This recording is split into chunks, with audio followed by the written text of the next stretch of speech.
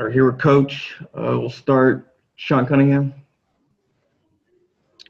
Hey, Luke, I was not making really any excuses for you or anything like that, but third game in 4 nights, being a little shorthanded.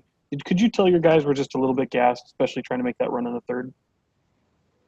Yeah, we were tired, but that's part of growing in this league. We have to become a much more mentally and physically tough team. And we were definitely tired. I know our guys have been through a lot, and we were asking guys that haven't been playing or playing big minutes to step up with some of the bodies down. But it's that type of game we need more, and that's why it's one of the positive reasons it's great to be out here, because we get to continue learning this. But yeah, we got to be better. Matt George. Coach, Buddy Hield was in to close the game with the end of the bench, only played 20 minutes tonight. Is that indicative of kind of his spot in the rotation? No. Bogey, we couldn't get any stops. We weren't able to contain the ball tonight, and Bogey had it going again offensively. So I was trying to get more of our guys that are known for their defense out there to try to help us get some stops so we could get out and run before they could get set. But it's I've said before the game, I got all the confidence in the world in Buddy. But if Bogey has it going, then we're Bogey's gonna play bigger minutes. Just like when Buddy has it going, Buddy plays bigger minutes. James Ham. Hey, Luke, as a coach, how frustrating is it that one night you can drop like 140 and have 49 points in a quarter, and the next it just looks like your team had no fluidity. They weren't moving together at all as an offensive team. And it was really, almost everyone. It wasn't just, a couple of guys.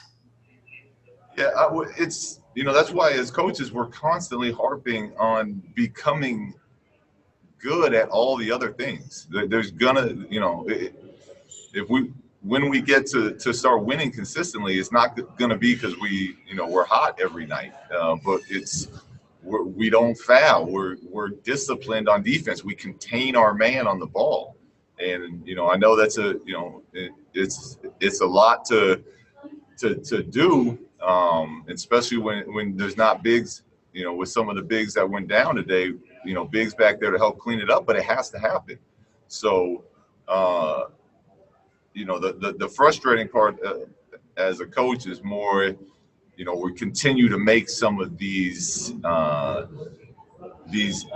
mistakes that don't allow us to win if we're not shooting the ball well. Jason Jones. Hey, Luke, you got this touched on what I was going to ask you about when you said making mistakes that don't allow you to win when you're not shooting the ball well. Thinking this in these bubble games, the lowest amount you've given up is 114. Just how do you get the group to understand? And it's a problem with a lot of young groups, but to get them to understand that it's got to be defense, especially in these type of games where they're a must win, to get you over the top. Well, we'll continue to talk about it. I think the best way to learn a lesson is to go through things, to live through things. So, going through this bubble and feeling what that's like, that should be a big time motivator for us as a group as we continue to move forward. And it doesn't get easier. We got Houston, we got New Orleans again, and then we got the Lakers. So there's going to be plenty more opportunities for us to learn that. But until we do, and it's not as easy as just turning it on and saying, I'm going to play defense now.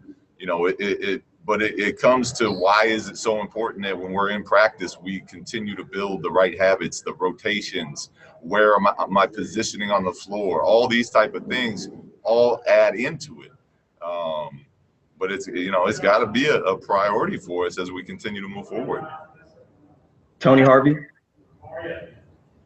Yeah, Coach. Brooklyn, they don't have a lot of names that jump out at you, but they're in the NBA for a reason. But I do want to specifically talk about Allen, the big guy in the middle, and his production. Could you talk a little bit about him and what type of players he's going to be in this league?